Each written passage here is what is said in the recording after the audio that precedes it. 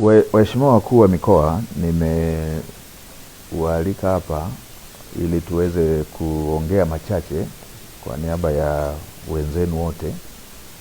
Mamlaka ya hali ya hewa ya Tanzania, yani TMA, ilitoa utabiri wa mwelekeo wa msimu wa mvua za vuli na mvua za msimu kwa kipindi cha Oktoba 2025 hadi Disemba 2025 na kipindi cha mwezi Novemba 2025 hadi Aprili 2026 mtawalia. Na kutokana na utabiri huo, baadhi ya mikoa hapa nchini inatarajiwa kuwa na mvua za chini ya wastani hadi wastani kwenda chini ya wastani, na kutawaliwa na vipindi virefu vya ukavu na mtawanyiko wa mvua usioridhisha.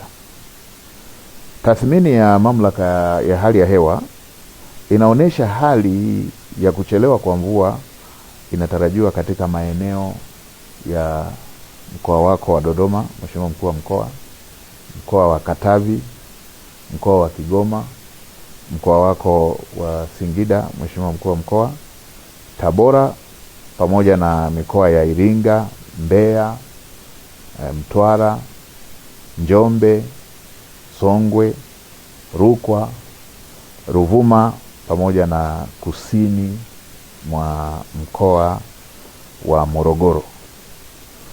Na kutokana na taarifa hiyo, mamlaka ya hali ya hewa Tanzania nimeona ni vyema nitumie fursa hii kusisitiza masuala kadhaa muhimu kwa wananchi na mamlaka mbalimbali za serikali ili tuweze kujiandaa. Moja, Watanzania wote kujenga tabia ya kufuatilia kwa karibu taarifa za utabiri wa hali ya hewa pamoja na kuzingatia ushauri na maelekezo yanayotolewa.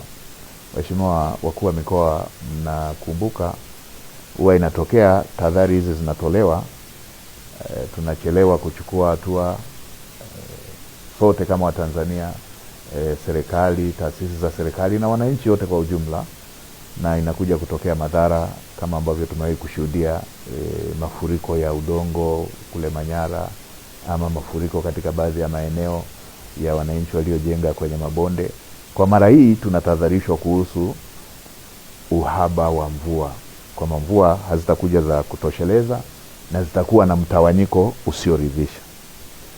Ninawakumbusha wakulima kujiandaa kuwa tayari, kuandaa mashamba kwa wakati na kutumia pembejeo ikiwemo mbegu na mbolea zinazoendana na hali ya hewa tuliyotahadharishwa.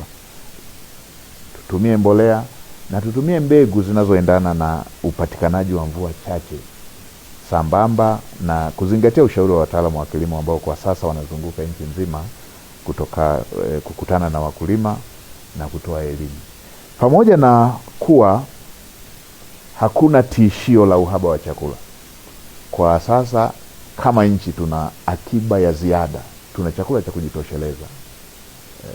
kujitosheleza, tuna hifadhi ya chakula ya kutosha kama nchi. Lakini ni vyema wananchi waendelee kuzingatia matumizi sahihi ya chakula, ikiwemo kuweka akiba na kuepuka matumizi yasiyofaa, kwa sababu tumetahadharishwa kuhusu hali ya mvua kwamba hazitatosheleza, kwa hiyo huenda ikaathiri mavuno. Kwa ni vizuri tukaanza kuhifadhi akiba ya chakula tulionayo. Na kwa upande wa wafugaji, wanashauriwa kuweka mipango mizuri ya matumizi na uhifadhi wa maji na chakula cha mifugo. Ni jambo ambalo mara zote tumekuwa tukielezewa, na ni vizuri sana tukalizingatia hasa kwa wakati huu.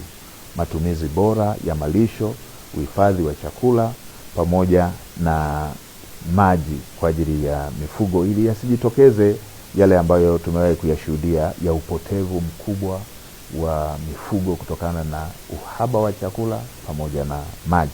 Wakuu wa mikoa pamoja na wakuu wa wilaya, wasimamieni maafisa ugani ili muhakikishe wanawatembelea wakulima na kutoa ushauri ikiwemo matumizi sahihi ya mbegu kulingana na hali ya hewa badala ya kukaa maofisini. Tumekuwa na shida hii ya kila mtu kuwa anakaa ofisini. Sasa ofisi za baadhi yetu inatakiwa iwe kule kazi yao majukumu yao wanakotaka wawe, wawasimamie, wawaelekeze, wawaelimishe wakulima, wawaelimishe wafugaji, ili madhara ya